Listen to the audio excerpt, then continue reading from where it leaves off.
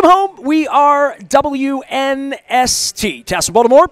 Baltimore Positive. It's on top of Jessica, the logo, the logo that she has created with the 25th anniversary birthday cake. It's all brought to you by the Maryland Lottery. Somewhere around here, I'm going to reach into my bag of tricks because I was unprepared to begin the programming today. I still have a few Pac-Mans left, so these are here. Get them while they're hot. We're going to be at Pappas in Parkville on Tuesday. We are at Costas in Dundalk. This place was established in 1971. I came 3 years earlier, about 2 miles down the road. We have great guests today. Chris Emery's going to be here from Edgemere and 100.7. Luke Jones is going to be here. We're going to watch the Orioles at the bar. But today is really a day about promoting a few things. Maryland Lottery, I have the new Gold Rush Sevens doublers. We had a $20 winner. By the way, Jessica's going to get one of these as well. I love scratchers. Well, you're going to get a scratcher. Some people scan their scanner with the scratchers and all that stuff. We'll have these to give away all afternoon at Costas, and then probably for the summer we're going to be doing that. Our friends at Liberty Pure getting us out on the road with clear water. I was going to bring my clear water in here, but the only clear water I have is my Costas Inn clear water as well, and Jiffy Lube Multicare. I've been to the Dundalk Jiffy Lube over on Merritt Boulevard many times. My wife got our car Jiffy Lubed at the Timonium location across from Curio and Foreign Daughter. Jessica Valis is of Harford Designs. She's got this other collective that we're going to learn about today. But more than that, she is the ta-da person that has made our website look good with my input, should I say. Is it fair enough to say I'm input? So most people that work with me learn to hate me because I'm a perfectionist and I'm a mess. And I'm just at the point with you a couple of years into this. Greg came on after the documentary and said, yeah, it's good, but man, are you a lot to work with. Man, are you a lot to handle. So first things first, you do a lot of websites for a lot of people, a lot of design. Deep at night, am I the guy you say to your husband, my God, I can't believe I took on this Baltimore Positive guy? I figured as much. I challenge people, Jess. You know, what can I say? I have a 15-minute call with Nestor, and then it turns into an hour-long call, and my husband's pacing the room. Well, like, I'm wildly entertaining. I mean, let's be honest. What is Harford Designs? Tell me about what you do, because you came to me really in an emergency. It was an emergency situation, though. I mean, you came to me. I had written the letter to Bisciotti 2 years ago. My entire website crashed with people who wanted to read it. Literally, it was crashed with too much traffic. We had problems. We had some structural issues. Mike Rosenfeld was a part of this. And I found you. You were recommended by like a bunch of people, but I expected to find you in Bel Air. Harford Designs. It means Harford County, Jess. I was in Bel Air for a time, and then the cost of living is just cheaper up in York, Pennsylvania. So you and Luke together. It's 2 out of 3 of you are York, Pennsylvania people. Yeah. So when did you make that move? So let me tell you first a little bit about Harford Designs and the transition into Creative Circle Collective. So it was the year of the pandemic, and I had lost my job, and I had just given birth to a baby, and before then, I was like, nobody's going to hire a very pregnant lady. So what am I going to do? I'm going to create my own business in graphic design, website design. What did you do before? I worked at Wells Fargo doing financial branding and publication. I hope you weren't the person on the phone with me when I had to call Wells Fargo, because I could never get the person on the phone. We had to take training, and I was like, this isn't applicable to me. I'm just trying to match colors. This is why I talk to people like Rosedale Federal and local people, because, like, the world changed in 2020. I mean, you know, PPPs and this and that. I mean, the banking industry, you just decided enough banking for you. Yeah, I would drive into work every day and be like, what am I doing? Why am I making the rich richer? I need to help the community at large. So Harford Designs was created, 1, because I love design, and 2, because I wanted to be able to have an impact on the community around me. So I started off working with small businesses. Hello. Here we are. 2 of us. We're all small biz. Yeah. Most of the world is small businesses. Yeah, it is. And they're the heart of any community, really. And then my business partner, now business partner Monique, and I started the Creative Circle Collective together. She had a design agency, I had mine, and we were just constantly trading work with each other and working on projects. So we were like, why are we doing the same thing twice? Why are we marketing individually when we work together? Why are we making 2 business plans? Why are we doing this twice? See, this is what doctors would do, you know, get all together in one place, have a medical center. Yeah, so we merged our businesses together, and the Creative Circle Collective tries to focus on community-based leaders, organizations that are trying to make an impact in the world around them, whether it's through education, social justice and reform, and just raising the statistics for, the community to be better. Well, I'm all about it. We're Baltimore Positive, not Baltimore Negative, so I brought you this crazy website, and I tried to, we were sports, but we're doing this and we're doing that. We're trying. You've just done a beautiful job of like getting my company from this thing in 2020, which was, hey, I was going to run for mayor. Anybody watch the documentary knows that. And I'm like, well, I have all of this content, and I have this vision, and I'm a newspaper guy at heart, and I've had this website that's had a lot of traffic. How can we modernize it? How can we take – and I hate calling these podcasts. Like, you know I do, because you're young and I'm old.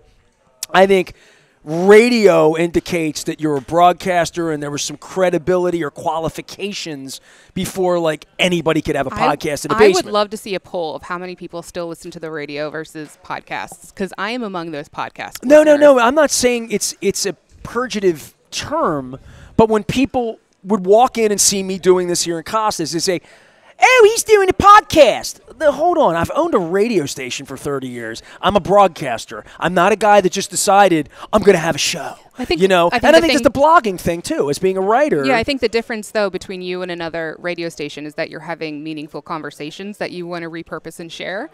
Where radio's playing music. Yeah. Yeah. Okay. All right. And radio, the term radio to me, doesn't mean hyper-local anymore. It means jack radio. It means corporate radio, terrestrial radio versus satellite radio, free radio. Radio had a range, though. And the thing that all of my critics would crush me on in 1997, 98 when I got the station was that I bought a small AM radio station at the end of the band. The bandwidth, in the old days, you had Philco radios where you had little dials. The AM band, if the 600 side of it were longer, you could stay on that place on the dial. 1570 is a really narrow band. It's kind of the way radio worked. So it was a cheaper. I could afford to do it. For $1 million, I could buy a radio station, where if you wanted to buy WLIF in 1998, it was more like $30 million. So it wasn't for like regular people. But we had limitations. We have sunlight limitations after dark. We can't turn our signal up. And the World Wide Web saved my life, right? Like, because the limitations of thinking you're going to run a radio station, and that's the web. So my entry to the web was, you've got mail. And then there were chat boards on the Baltimore Sun's website. And then there was, I should have my own web page. I should have my own GeoCities page or whatever, Angel Fire. Well, we've come a long way from that to the point where I don't know that 20 years ago I ever thought that I'd be videoing, that we'd be able to have computers that do this, that we would have this Wi-Fi that's invisible that would stream it live. Like, the technology's come so far. Now, do you talk nicely to your Alexa and Google apps? Because, what should I do? Tell me. Because one day, my husband reminds me all the time, like, don't be so demanding with Alexa, because one day the machines are going to take over, Terminator style. Well, the AI's already done that, right? I mean, to some point, right? Yeah, it has. I mean, it's just so integrated into everything now. You have an idea, run it through AI. You have a blog idea, do that. Actually, I use AI. I don't use AI. Okay. Well, here's an example. I want to. Teach me how. All right. Here's an example of how I use AI. So Monique and I recorded a podcast called The Design Imposter, and it is, which you can find on LinkedIn. Yeah, you can find it wherever you listen to your podcasts. Okay, good enough. It is we interview community leaders in the design space. We talk about their journeys, but then we also provide agency tips for new potential agencies and freelancers. Well, after we do a podcast, we can get the transcript. Now, I don't want to write the whole summary. I don't want to find the bullet points. So I take the transcript, I put it into ChatGPT, and I say, hey, write a summary for me. Make a couple catchy headlines.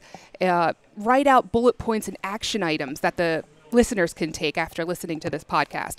And it'll put it in there for me. Now, I still go through and read it, and I make adjustments because AI is very repetitive. Like, every article, if it's from tech, this is how you'll know if it's from AI. In today's digital world, nobody starts a paragraph like that. Like, that's overdone. That's redundant. I've thought when I see it, it's very obvious when I've gotten come on letters, right? I mean, I get AI letters, and you'll appreciate this. Hi, I've been reading your website, Baltimore Positive, and it looks great. You're doing great things. How can we get a sponsored post? It's always gambling. It's always it's sort of like your uncle in Africa that you need to give 1 billion rubles to I mean, it's like what are those old chain letters, But I get letters AI all the time. It's very obvious it's AI, or it's very obvious. I think before that was second language people. I mean, all the Russian spam in 2016 that got Trump elected was all. If you read it, you would see nobody that speaks English would write in this way, right? No. So AI always looks, quite frankly, like AI to me. Yeah, It does not feel human to me. There's been a couple times where I write something and Monique Jenkins will message me and be like, did you write this or did AI write this? And I'm like, no, that's me. That's me. So like, so you write like AI. Sometimes it depends, because sometimes I'll write something like a heated email or a text message even to a friend, and I'll be like, wait, can you rewrite this so that I don't sound so angry and I'm trying to be diplomatic and friendly? And then it'll give me something back and be like, no. Sound less like a politician and more like a friend. And then it'll go back and it'll give me something. You can literally tell it that? Yeah. You can give it. I need a chat GPT. How can you be running my I've never had a chat GPT school with you, Jess. I'm getting this on the air? We got to do this in the real world. I need to make this functional. Oh, no. Yeah. I need to be functional. I've only played with Chat GPT. What she said. I've only played with it like twice. And Rosenfeld and I played with it, oh, man, a year and a half ago, 2 years ago. When it first was getting more ubiquitous, we did a segment like this on a Zoom where he showed it to me for the first time. And we did stupid stuff like paint a Raven mural. They're playing the Steelers this week. Put a picture together of a Raven standing on the Steelers' throat, whatever. And it would make art. But I have not spoken to it and tickled it to write headlines. I still do Baltimore Positive the old-fashioned way. I roll the sleeves up, I write real headlines. I write my own tags. I write my own excerpts, which sometimes people put ellipses in for, and sometimes they don't. But he writes long excerpts sometimes, and it's just I like balance on a website. So when an excerpt's like 200 characters, welcome and to the my other world. ones This is a are designer, 40. and this is a perfectionist getting together and trying to figure out what my brand is. Something earlier you had said is like, how do we interact? Are you you're the perfectionist? I try to stay in my ground a little bit with you and be like, no, Nestor, no. That's ugly. That doesn't work. Well, I don't know. We have not. First things first, I love the website. So go out to BaltimorePositive.com. Jessica Valis is here. She's from Hartford Designs. It's all brought to you by our friends at the Maryland Lottery. Now it's Creative Circle Collective. I don't call you Hartford Designs anymore, ever? Just call you Creative? Yeah, call me Creative Circle Collective. I can't say that. You know what? It sounds like an REM offshoot band. You know what I mean? Like if two members of REM were going to have a new band. Shiny, happy people. Right. They would call it the Creative Circle Collective. Okay. Circle Collective. Or you can call us CCC for short. I'm just going to call you Jessica. And unlike Hartford Designs, which became a York-based company. You didn't want to rename it York. Nope. CCC is a Baltimore-based company. We are in the Spark building down at Power Plant.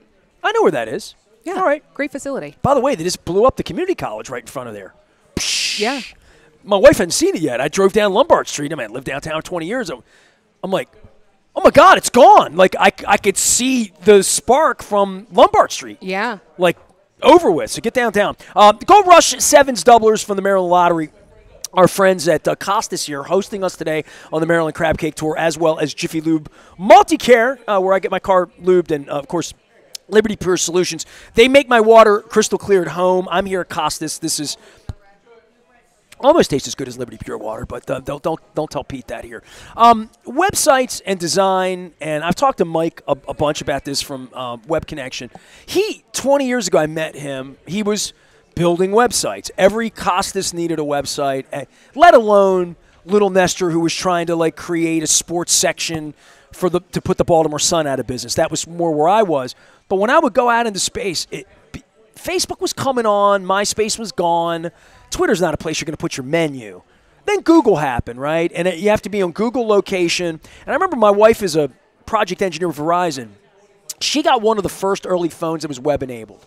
Now, it didn't happen fast because of 2G or 1G, whatever the heck it was. Oh, my God, and let's not talk about the rates. Yeah, oh, yeah, per minute and all that stuff. You find that when you travel internationally, they give you 500 gigabytes, and 20 minutes into your trip, they want another $12 from you. Yeah, right? you turn on your phone at the airport, and it's like, you've exceeded. Oh, exactly. Here's $25. I came back, got a $200 bill in Jamaica once, and that was the end of that. But this thing has become like a search machine for me to find meals, to go places, and how far we've come. How many people still don't have a website? I mean, people wouldn't call Hartford Design and say, I don't have, unless they're a new business. How can you survive without a website? Actually, it's a little interesting because I like to support local businesses whenever I can. So in my small town, we've got business owners. So if I need to get electrical work done, I will contact somebody who lives in my town. If I need plumbing work, I contact somebody who lives in my town. Those individuals do not have websites. They have Facebook pages? Sometimes they don't even have that. And moreover, they don't even have their stuff up on Google My Business. Well, how are you finding them then? Because I go onto my local Facebook groups for the community and I say, hey, who's a local electrician? So these are missed opportunities. And then the other individual, he's in plumbing, and if somebody posts, oh my God, I had a water main break, then we just tag his organization. It would seem to me if you have anything you're selling and you don't at least have a menu, let alone a picture of it, whatever you're selling, if you're selling a skill, a labor, something, the brochure, the pamphlet, the handout, the Xerox, the thing that you used to give 50 years ago has to be here or you're not going to survive. And you can't even have the basics. Like, you can't just throw up your name, what you do. It's got to be a whole experience. I need to see work that you've done in the past. I need to see before and after pictures. Ooh, that is my sweet spot. That's a Yelp thing, right? Or whatever that verification of your legitimacy would be. Yeah. Right? Well, in the old days, they would say we're bonded, right? That would be, we're a bonded thing. That would be, well, there's some trust involved in that. Or my favorite is, we don't do no advertising. We're word of mouth.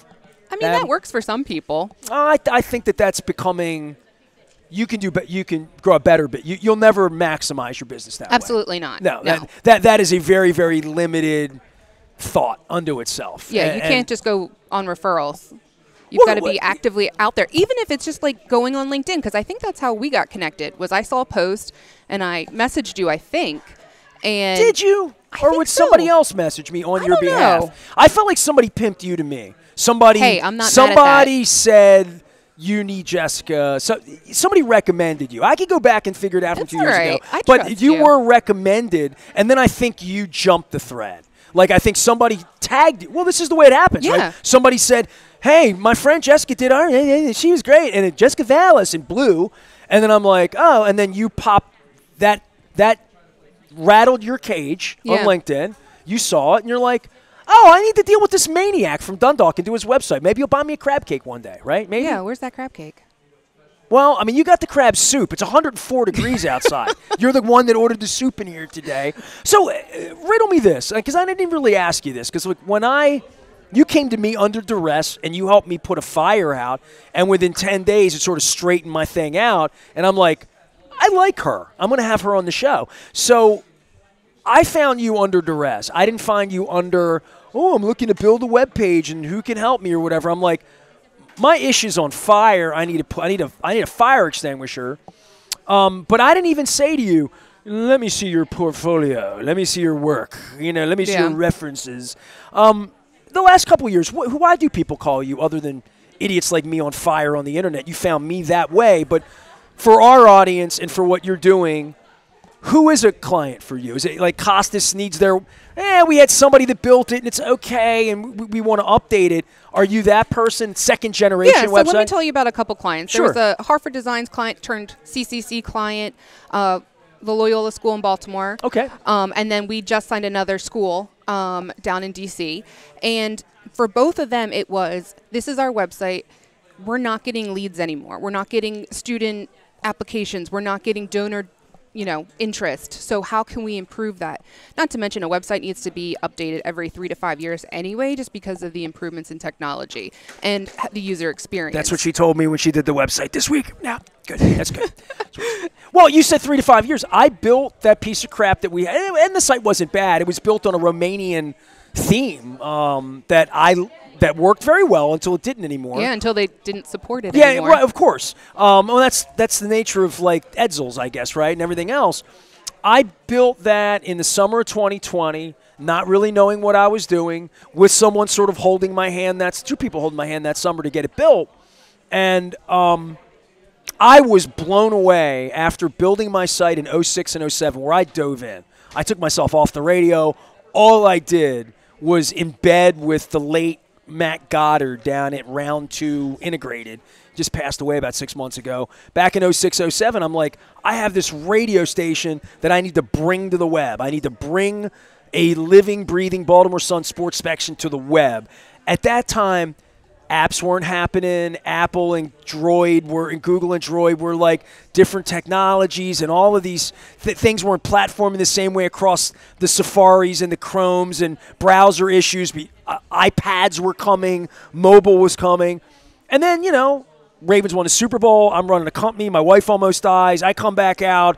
We're into a plague, like all of that. I was blown away in 2020 by what was available that I could have only dreamed of in 2006 and 7. Into all due respect to Tag Div and what I built, that was like $1 billion technology 20 years ago to get a website theme to make it look that way. And I'm guessing apps are sort of that way right now, sort of white label and ubiquitous.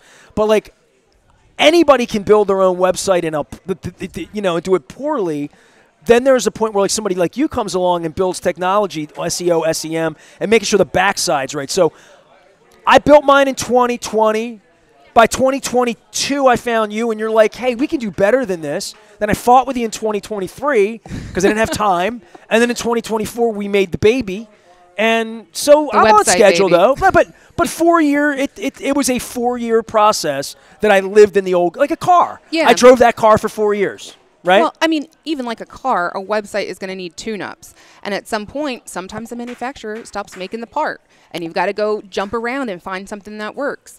And a lot of times with people who DIY their sites is that the technology is no longer compatible with each other. So the theme, which is one of the issues we have with your site. It breaks. And it's no longer compatible. We couldn't update your ad rotate application anymore. We couldn't update Jetpack. We couldn't update well, if the Costas ads don't run, yeah, and the lottery ads don't run, we don't have a website. Yeah, we got a car that doesn't run, basically. Yeah, exactly. So it limits you, and also with these updates, there's security things in there as well. So maybe they're just increasing the amount of security. So when your users come, there's no security breaches or anything. So it's always important to stay on top of your website updates. Well, when you were going through stuff the other day, I had a little not secure up there. I almost texted you. Then went away.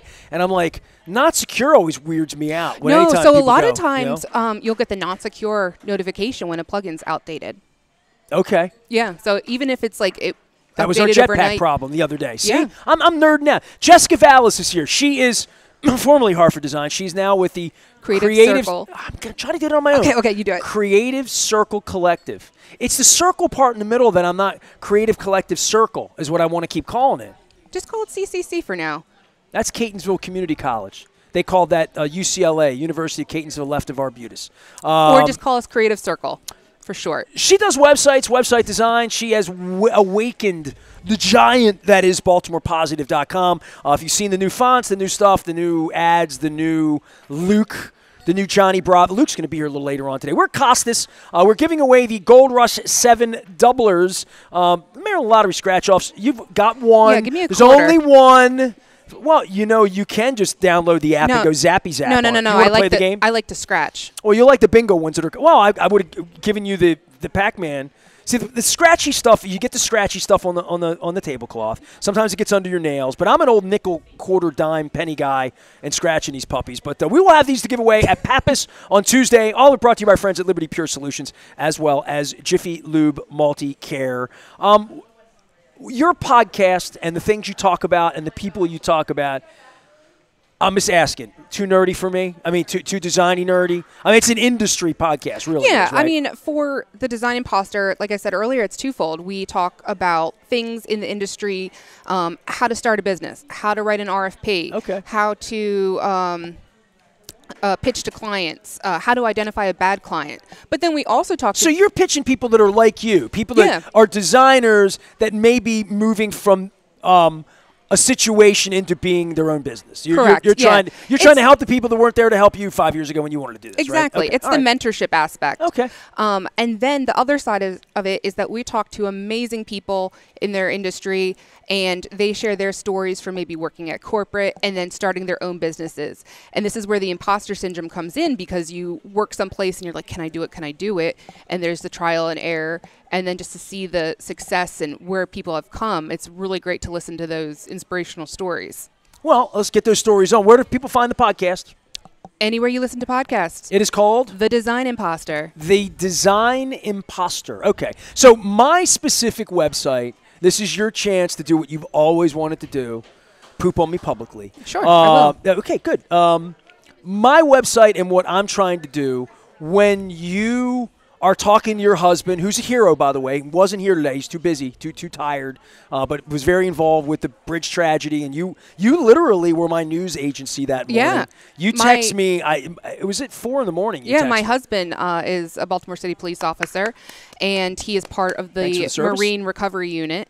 And it was, I think the bridge collapsed at 2. Was he sleeping in bed in York, Pennsylvania? He was asleep. we were So asleep. the bat phone went off. Yeah, so he got text message. Because sometimes the recovery unit's like, oh, a car fell into the harbor. And this time it was the bridge collapsed. So he woke me up, and he was out the door by like 2:30, 3 o'clock in the morning. And then he was down at the bridge. But I remembered. If he was here, and if he were here, as you expected him to be, this would be the point where I'd say, "Hey, dude, I got to learn my gear. I hear this thing." I wanted him to come. I really wanted to honor him because I've not met him, but I knew his father very, very well. Glenn Valis was a part of Maroon and Ripken, and we lost Glenn your father-in-law a couple months ago. But I wanted to have him on because, it's one of the more surreal moments I think we'll have. Like 9/11 was one of those. But from a Baltimore, you could see the bridge from here. I mean, we're here. We're at the foot of the bridge that Jen, one of our servers here, used to go across every day and can't anymore. Well, what had happened was, the bridge collapses. You're texting everybody you know, and because of my husband's career, if I didn't text people ahead of time, my phone would have gotten blown up. Is Chris okay? Is Chris okay?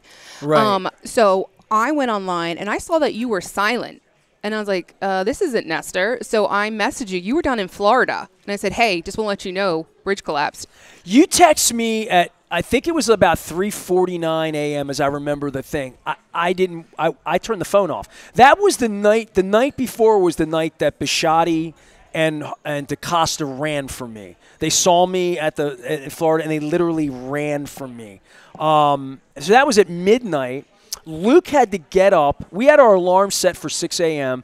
because there was a 7 a.m. breakfast with all the NFL coaches. That was 2 miles away, and we were in a hotel. So I woke up at like 5:30, just waking up. I just woke up and looked down, and I saw text messages from you on the front of my light on my phone. I had to get my glasses, and I'm like, did the website crash? Yes. Yes. But, Jessica's freaking out in the middle of the night because the Russians hacked our website. Like, that's literally what I'm expecting to find. Mm-hmm. Why would you be texting me at 5 o'clock in the morning, And I looked, and I'm like, you're like, the key bridge went down. I'm like, well, I knew, and you sent me a literal link from The Guardian. It was a UK. Yeah. It was and you're European in your other life. So 6 hours ahead, I looked at it. It was like a legitimate link. And then I went to Twitter, and the first thing I did, I put my glasses on, I hit the light, I said to Luke, you got to get up. It was 5:30. We were getting up anyway. I'm like, and I held the phone. Luke and I are sharing double beds in a hotel room. I held the phone to him I'm like, the key bridge is down. And he's like, I need to get my glasses, man. He couldn't read it. And then I put the TV on, and then there's Johnny O. And I'm like, how does a bridge collapse? Like, how is that even possible? And you were tell me about your husband. So the phone rings. You have a house phone. Like, how does the bat phone go off? How does a bat phone go off at 2 in the morning? Well, he has got a work phone. And that has to stay on. No, he usually turns it off when he gets home. But anybody who's like one of his partners has his personal phone. And so, like I said, he would get calls before where it's like, hey, a car rolled into the harbor, somebody threw a scooter, there might be a gun. But do they call him at 2 in the morning to wake him up for sometimes. that? Sometimes. He's on the shift. Okay. Yeah, but he might just How many dudes dive in the harbor when bad things happen? Oh, gosh. And I only asked this, let me tell you why, because I lived on the 23rd floor at the Harbor. Mm-hmm. And there would be mornings, and I don't want to be macabre because, we hear enough poop about the city, and I'm not that guy. But we would see people we would see an ambulance, we would see that there had been a tragedy of some kind, right? And that somebody was diving into the harbor. We would see that because we lived at the harbor. And I never thought for a minute, at 2 in the morning, you'd have to have your phone. And I had my phone off. To your point, that's rare. Yeah. That I had my phone off. I would just think your husband has the kind of job that his phone has to be on. I think about that with politicians. Yeah. How did everybody get out of bed at 3 in the morning? Who woke Johnny O up to get him down to a press briefing at 5? I mean, yeah. Well, you know how some phones now, it's you call, nobody answers, and it's silent. You call again, nobody answers. If you call a certain number of time, it will light your phone up. But he usually keeps he'll get text messages. It has an at emergency night. function. Kind I of, didn't know that. Okay, all right. So if you call somebody a certain number of times after I think the 3rd or 5th or 100th time, it becomes urgent. Okay. Yeah. All right. So he gets the call. He's up. He wakes me up. He's rushing to get ready, and I'm just up now. I'm wired. So now this isn't on the news yet, right? I mean, this isn't even. You can't put the television. This is 3 in the morning. Yeah. Well, we also don't have cable. Okay. Well, fair enough. But you have Twitter. You have. Yeah. So capability. the only places where it was available were the foreign news outlets, and maybe 1 or 2. And I went on CNN, and they were they're a little behind. So then he went out. I can show you pictures. He was right up next to that ship. Yeah, it's just for everybody. One of my partners lost someone in the tragedy. One of the 6 folks that died had previously worked for one of my sponsors, so they knew him, knew his family, and he was one of the last to be found by your husband's group. Yeah. So Chris he couldn't dive that week. He couldn't get his ears to pop. Okay. So, but he was driving the boat. And but his brother went down, and they were the team that pulled up. How many folks do that kind of work? I think it's between 7 to 10. Yeah. So it's a very small team. Sure. And they have to do training every single month. So there's almost 3 to 5 days every single month he has to go and prep and do training for the dive unit. This is where I do a little comedy and say, would he endorse me jumping in the harbor without? He's done the polar bear plunge, but in a wetsuit. When I heard people were diving in the harbor, I'm like, man, I love Baltimore, but I don't know that dive into water. I mean, your husband does it professionally. That's a little different, Yeah. Jessica Valis is here. Her husband's one of the heroes who was with the Baltimore City crew in the aftermath, and she was the one who told me about this. Website needs for people out there when they think they need a website or they think I knew I needed someone like you long before I met you. I had a hard time finding you. And Mike would tell you that too. Mike Rosenfeld, my chief digital officer, has been with me for a number of years. It was really important for me to have you local. You know that. When I said I'm not doing, not even, it wasn't about domestic or India or foreign or any of that. It was this is a local company. I need someone that can come to Costas once a year, and I can hug them and talk to them and know them, and it's just different. And I feel very strongly about that, and I just wasn't going to allow anybody else to do it. Yeah, let's explore that community aspect too, Sure. because our relationship at this point isn't just the website's down. Like I said, I noticed something. I know you do news. I noticed the bridge was down. I texted you. Right. And I've got clients who are in the financial space, and I'll be like, oh, did you listen to this podcast? Or I've got people in the nonprofits realm, and I'll be like, hey, did you see this tax law? Just to, show that I'm paying attention to the industry, and I'm not just, oh, your website. Well, I see that on LinkedIn. You try to be helpful to people on LinkedIn in that way. So I'm trying to embrace community, and that's what the Creative Circle is all about. And with the community, if you're trying to serve a certain audience, we don't just build the website. We're going to talk to that audience first and see what they're looking for and how we can get them from the home page to the buy page or to the support or the join the mail list page. Well, I'm convinced you can do anything after dealing with me. So I would highly endorse Jessica Valis. We're here at Costas today talking about our website at BaltimorePositive.com. She and I were fighting about, was it fonts the day before yesterday? I'm trying to think. When you do these, when you make these babies, it's like, I like that picture square. Well, I like it rectangle. Well, I like this font. Well, I like that. I like this weight. I like that. I want the ads here. I don't like ads. I've never met a designer who likes my ads at all. Nope, I don't like the ads. That's fine. They what pays for it? Don't tell anyone. This is how we pay the bills. Our friends at Costas, we love them all. We'll be at Pappas on Tuesday as well. But I had a friend that reached to me maybe 6 months ago, and she said she needed to build a website. I literally didn't send her to you because she didn't have like a big budget for it. It was more of a, she runs more like a trip kind of, she's trying to get folks to go on trips and do that, and needs she didn't want to have a Facebook page. She needs to have commerce. She needs to be able to take your credit card, right? So she needs her own thing. And I thought, this is, I don't say below your pay grade, but not what you're necessarily looking. Tell me if I'm wrong or not. She did it on her own. She had a friend. She didn't really need you, but she did inquire to me like, hey, you have a website. Like, teach me about this. I'm like, I know enough to not know that you need to call Jessica or somebody like her. Yeah. Find a professional to do it. Is there a job too small? I guess that's my question. You know, one of the things Monique and I do is a vibe check. And if we don't vibe as human beings, we're not going to be the right fit for the project. So, you sure you still want to work with me? I'm just checking. There are days I worry that you really don't like me, even though we disagree sometimes. But I love you. So, I mean, but it's part of the tough part of I want it my way, you want it the right way, and somewhere in there we get it in some way where you convince me it's my way, even though it's the right way. It's like my wife. Thing is, I'm used to this. I'm married. We never walk away angry. We're just like, oh, man, Jessica, she's too much. And I'm like, oh, Nestor. Are those ellipses still on my yeah, I got to take the line of code out. It's fine. But there is a lot to argue about when you're building a website for somebody. It really is. Yeah. You know? And, a lot of it is indicative of the budget, unfortunately. People who have a smaller budget, they want to make sure that every single dollar they can see on the site. But they don't take into account necessarily the education and how much background and expertise somebody has. Like, I have a master's degree in publication website design. So when you hire me, are you just hiring somebody right out of high school or college who can do your website? Or are you hiring somebody who's got the professional background? I've done this for a long time. I've had the training. And you're paying for the expertise to get it done right the correct time. So you didn't have to give me all that speech first time I met you. I was on fire, and you're like, I think I can fix it. You convinced me you can fix it, and then you fixed it. And then it's over. Then I love you. Yeah. Then it's good. Then See, you're the ideal client that you don't have to explain this to. You're like, I'm in the industry. Cool. I trust you. Offboard it. Those are the ideal clients who don't try to get too much in there. So, like, I'm not – I know you found it easy to have a relationship with me, and I trusted you early on. But, like, I have been sunburned by third-party – I've famously said to you I had web developers that I did not like and or get along with, and then you wind up in a marriage with them. I mean, I've had 6 web developers. I've legitimately disliked 2 of them. Like, literally got into it, and I'm like, oh, my God, they have every password. They have the key to everything.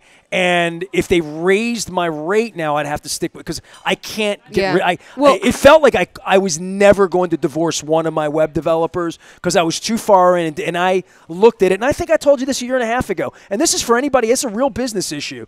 If you have your website and you feel like this is going to be a lot of work to do it, and I know I cried to you last summer. I'm like, look, I don't have 60 days of my life to sit aside, because I know this isn't it's not a weekend project to do my website, right? Like, yeah. it was going to be like a lot of strategy, a lot of thinking, and I didn't even have the bandwidth. And I like you, and I didn't have the band. I can afford you, and I didn't have the bandwidth last summer to do it. But then you find, if you get into the wrong web development situation, I found it really difficult to divorce myself from it. And that's why I'm pleased to have you here, and I brag on you and pimp on you, because I've been in those bad circumstances where I'm like, I can't get out. It's like the mafia. Yeah, I think half the clients that come to me, they are in that bad developer space. And they do have the keys to the castle. So the first thing you got to do is you need to get those keys before you get rid of them. Passwords, all of that. Oh, yeah. Change those passwords. I had a major security breach about 10 years ago with a web developer where, like, I didn't own the website. Mm-hmm. He did, right? I mean, because he had all the keys. That's a really strange place to be. I think for any owner loses control. Yeah. Whether it's Costas selling crab cakes, having control of the website is, like, paramount. Well, here's something that happened 2 weeks ago. Somebody reached out to us about a redesign. They had a developer. They did not like the direction it was going. They'd been using them for a while. So we had a call with them. We're like, okay, we'll put something together for you tomorrow. So we're putting the proposal together the next day. I go on their website, and it's down. And I think to myself, and it's not just down, it's reset to the basic WordPress theme. Almost sabotaged. Yeah, and I was okay. like, oh my gosh. I messaged them. I was like, hey, I don't know if you fired your other company or not, but like your website is down. It's 9, 10 o'clock in the morning. A website should not be down at this point. And I called the company, and they're like, oh, she's in a meeting. I'm like, this is one of those things you need to get her out of the meeting for, to let her know. She got back. She's like, oh yeah, we were just changing servers. And I was like, you don't change servers at 8, 9 o'clock in the morning. That's an overnight thing. I was like, here I am freaking out. You just told me you have a bad relationship with your developer. No wonder. And well, this is a demonstration of the know-how. You don't change servers like that at peak time. Well, I am appreciative of you, and I know you got to get you back home to your husband. You got kids, you got all this stuff. Jessica has done our website. If I would hold it up for you, but you can go see it on your own if you want, the mobile experience and all that good stuff. For my website, what would you say to my audience about what I've tried to build? Because I know I'm a handful, dude. Like, yeah. I know I'm complicated. Ask my wife, ask anybody that's ever dealt with me. And I think I said that to you in the beginning. I'm like, I'm difficult. You sure? I think I said to you a few times, you sure you want to do this? Because, like, we're all in. No, I've just been really pleased with everything about you and your person and the story. But you've created a baby that I'm really proud of, and I like it. And I didn't love it 2 weeks ago. I mean, fonts are weird like that. You launch them, we got into fonts, and then you put a whole bunch of fonts up and said, pick what you like. But we found a way, I think, to build something that it's the beginning of the next couple of years, because we're going to have to tune it up and all that. But what would you say about my website? Because I'm a pretty complicated client for you, I think. I don't think I'm easy. Yeah, I think when it comes to your website, I love that you put the community first aspects before the sports. Trying. I think the sports is important. I like that you keep it local, that these are people that, you're talking to the governor, you're talking to business owners. I love that part of the website, and I love that you put it front and center. Well, I love that you've managed to take all the history of my site and all the old interviews with dead rock stars and politicians and whatever, that it's all there. And I think that that's the thing that if I were promoting something about my site, would say you can find anything I've ever done. Like, literally, you just put David Bowie into the search, and it'll pop up. Oh, the other thing I thought of for your site, you were uploading your podcasts or your audio straight to your website, which was another reason it was getting bogged down. So we got you onto a podcasting platform. So you can still upload it via your website, but then it goes to the podcasting platform, and you're not bogged down with all this memory usage. Well, it's why my site was crashing, was the audio. We do a lot of work here. I mean, and everything I do, I made it a point 10 years ago because of the website. And when my wife got sick, I'm like, if I'm going to sit here and do 30 minutes of anything with anybody, I want it to be captured. I want it to be relevant tomorrow. I mean, that's difficult with the Orioles where they play every night. But I didn't call them podcasts. I called them segments that I could play on the radio in a rotation, because I'm always thinking about the radio first and feeding that as something like cars are going by here. What would the relevancy for them to put it on? It's got to be current. But the other part of it, I guess, is having it live and be a headline, have words to it. Because you can just put a sentence up and say, Luke and Nestor talking about baseball. Well, I could put that up any day. But I'm a headline writer, and that's where the excerpt comes in to create a little bit of color for it. And then there were the parts where, like, just having pictures that we could share. I go back to my documentary, like, I had to go and make pictures, take them to the photomat, take the film out, pay $12, take the pictures to the printer, who would then print the thing, who would then take it to the post office, and we would mail the newsletter. Like, the fact that we can be so vibrant, that's the best part of my age, is saying all of it's a miracle to me that I can stream all of this and broadcast all of this and have a home for it that does the same thing WBAL and WJZ does, which is make pictures come to life and words come to life and tell stories. And that was something we never thought about 25 years ago. It was live radio, and it evaporated, right? Well, you would just do it and it'd be gone. Take a phone call and it'd be gone forever. And did you hear what Nestor said? Well, you missed it. That's why you have to listen tomorrow, right? I like that everything we're doing that's intelligent gets captured. It goes to YouTube, it goes to the podcast, it goes to the website, and people can enjoy it when they want. That you don't miss anything. And I guess that was the thing I would say. You don't miss this conversation, or any conversation could be shared. And it's great SEO too. Yeah, but you have to have some vault to put it in that doesn't bog down the bag and crash the Yeah. website, which is something you taught me. Yeah. She teaches me a lot of things. If you would like to be taught on your website, or you would just like to offload it completely, you can reach out to me at jessica@creativecircleco.com, or you can visit my website, creativecircleco.com. Creative Circle Collective. That's the co. No. No, co. It's just creativecircleco.com. Creative Circle Co. is the collective. Yeah. That's what I meant. Oh, yeah. Yeah. The co is the collective. She's up in Pennsylvania. She'll be in Ohio. She'll be here in Maryland. Her husband will be in the city doing good work. She is Jessica Valis, formerly of Hartford Designs. Formerly Hartford Designs. Formerly of Wells Fargo, still of sort of Hartford Designs. Creative Circle Collective. I knew by the time I got through 45 minutes of this, we'd get it done. BaltimorePositive.com is our website. All of our good stuff is up there. We are giving away the Gold Rush Sevens doublers. We're talking websites. We're talking fun. Chris Emery's here. He's got the rock and roll. He's now an Edgemirian. We're at Costa this in beautiful Dundalk. Luke Jones is going to be here. We're going to watch the Orioles. Tuesday, we're going to be at Pappas from 2 until 5. They have threatened to break the karaoke machine out and have me do some Engelbert Humperdinck. I don't think that's happening on Tuesday, but I am going to knock back some chicken franchise. It's a big month around here. Crab Cake Tour is happening. Got Heritage Fair next weekend. 4th of July. Luke's covering baseball. I'm covering baseball. We're giving away lottery tickets. Our friends at Liberty Pure Solutions sending us out on the road, as well as Jiffy Lube Multi-Care. This is your homework, Jess. I'm working on the Crab Cake Tour. We have our 25th anniversary, and this is the cupcake. You can see it right here. This is the 25th anniversary cupcake. We're going to be in September doing 26th anniversary, 26 oysters in 26 days. I want to be invited to this because in 26 oysters are my ways. favorite. Well, you're in Pennsylvania. You got to come to Maryland. I will come to Maryland for We're not oysters. going to Pennsylvania to eat No, oysters. well, Pennsylvania's landlocked. It's not getting fresh. Everybody keeps telling me about this place in Delaware that has great crab cakes, a place called Woody's. And I'll Oh, promote yeah, it. I've been there. Right, I've been there too. Fenwick, right up at Dewey, the whole deal, right? You're in Delaware. It's the Maryland Crab Cake Tour. I might go down there during Mako and eat one of the crab cakes because I hear the late, great Batman told me the best crab cake he's ever had was in Delaware. I'm like, what? But it is the Maryland Crab Cake Tour. So, but we're doing these oysters. So there's going to be an oyster tour section. I'm giving you Are some they insight. serving up Blue Points? I'm not eating them all. Here's the deal. I got to figure out all the ramifications of this. One day, like here at Costas, as an example, they have an oyster stew that they serve in a Doughboys bread bowl.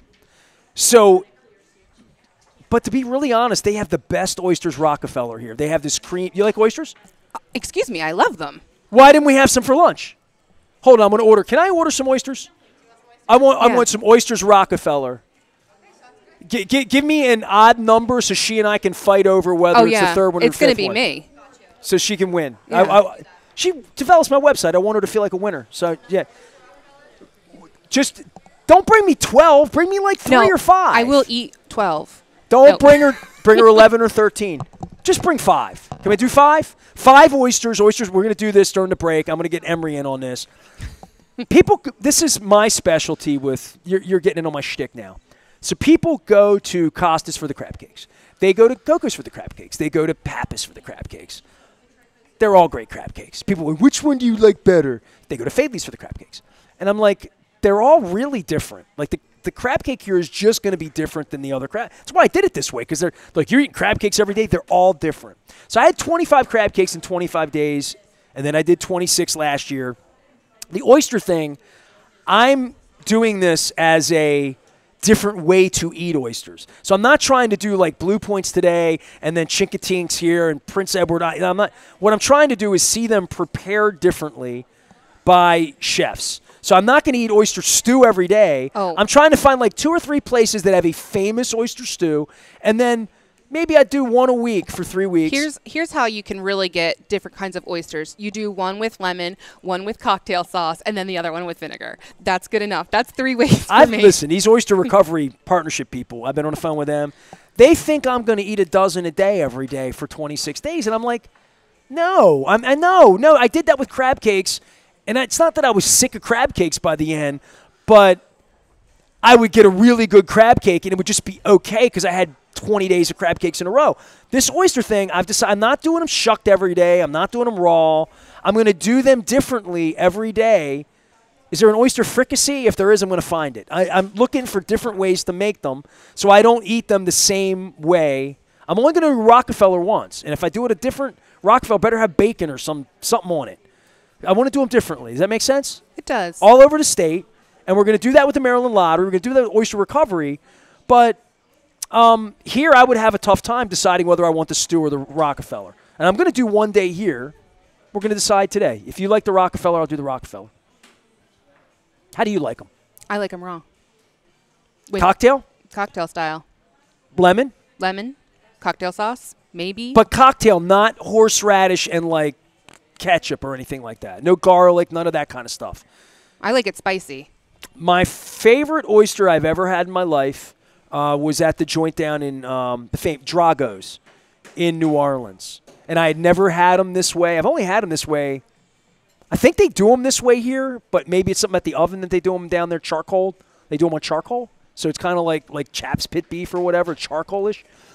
I was at a cocktail event, Super Bowl week, when we were in the Super Bowl. So this is 2013. So I was already 45 years old, and I'd never had this in my life. We're at one of those events. There was in New Orleans Tuesday. It was a media event. And they had the charcoal out, and they were barbecuing oysters. Oh, yeah. I Like did that with barbecuing them, clams. you know what I mean? Like there was fire, and the oysters were boiling. I don't think you on realize top. the extent of how much I love shellfish. My husband and I went camping really early on in Jersey. And So that's what you did with them? And we got clams, fresh clams. I put them on the grill, and as they opened, I just ate them. My husband says I looked like Gollum, just like hovering over the ring, just, shoving these Well, clams these down my- things, there was a giant fire in a charcoal pit, and they were all oysters on it. And I don't make fun of me, but I had not seen this before. And I went over, and I ate, and they put butter, Oh, yep. garlic. Mm-hmm. I don't know what that, Horseradish? just love. There's love in there. You know what I mean? So I had a couple of them, and I'm like, I have never tasted an oyster like this. And I don't know why we don't do them that way here. And maybe Pete's going to come over here and yell at me and say, we do them back here that way every day. You just don't order them that way. I didn't know he did fried shrimp here the way you saw me eat them for lunch. I love them. I just don't think about it that way. So this oyster thing, 26 different ways. I'm trying to see, are there 26 different ways to eat an oyster in stews, soups, broiling, grilling, hovering over the grill and eating them as they open with fresh whatever. But I want to try them different ways. That's going to be my goal. All right. I think for your listeners, if you have a favorite oyster place and they do something beyond just raw oysters, they need to get in touch with you so you can find a new local home. Well, all my crab people would tell me the most important thing I could do during this, and the Oyster Recovery Partnership has been this way too. If you're in places where they collect the shells, that's the recovery partnership. Those shells seed the bay that allow other oysters to live. Oysters are the most important part of the crab cake because the oysters clean the water. Yep. And the grasses that allow the crabs to live and breathe and breed and stay away from these crazy catfish that are eating them. And the oyster is the most important. Oyster helps the crab live. Without oysters, we have no crabs. So for that, I've been educating people about this because I didn't know about it. But like every oyster is like hundreds of thousands of gallons of water that it cleans in the bay. It's like a square foot for a minute or an hour or yeah, something it's like that? I'm going to learn about all this. I'm going to talk to – you're a web scientist. I'm going to talk to oyster scientist. I'm a sports scientist. Not really. I'm just a oyster amateur. Well, here's what we're going to do. It's June. You're still going to be doing my website in September. We're going to have this idea about I hope I'm doing your website the in next perpetuity. thing is the app. The app is the brass ring that I'm reaching for. So in September, you pick a day, you bring the kids, you bring the hubby, don't let them sleep in, and we're going to figure – it's going to be in Maryland, not going to be in Pennsylvania. No, no. We're going to do an oyster – one of the oyster days you got to come do with me. Good? Absolutely. And we'll do this again, all right? Absolutely. Jessica Valis, Thank you so formerly much. of Hartford Designs, now of the Collective Circle. Creative Circle Collective. Just make sure I get the CCC and not Catonsville Community College as opposed to DCC. Creative Circle Collective. No, CreativeCircleCo.com. Chris Emery is here, and I hear it says, I gots to rock and roll. And he is here live from Edgemere. He had a shift this week for Juneteenth on Wednesday over at the Bay, the only other station I listen to. And I mean that. He knows that. So we're going to have Chris here. Chris isn't from around here, and I didn't even know that until I knew him 30 years. So we're going to talk about rock and roll, Los Angeles. We're going to talk about how many cool rock stars he got to meet, and they all died before I got to meet them. Because Chris is one of my favorite dudes, and he also gave me Springsteen tickets back on the Broadway tour a couple years ago, and I'm indebted to that. So Chris Emery's going to be here. My very own Luke Jones is going to be here in anticipation. Yankees and Orioles going to fight today. Do you know? I don't watch sports. Yeah, well, that's why you're my web developer. I am Nestor. We're live here at Costas. It's all brought to you by our friends at the Maryland Lottery. The Gold Rush 7 double. Did you win, or you haven't scratched yours yet? I haven't scratched it. Let me get a quarter. All right, you let me know if you win in the next segment. If you win 10 grand, I don't know, buy me some oysters or something like that. We're back for more. We're Costas. We are BaltimorePositive.com. Stay with us. We're having fun here and building new websites and trying to give away free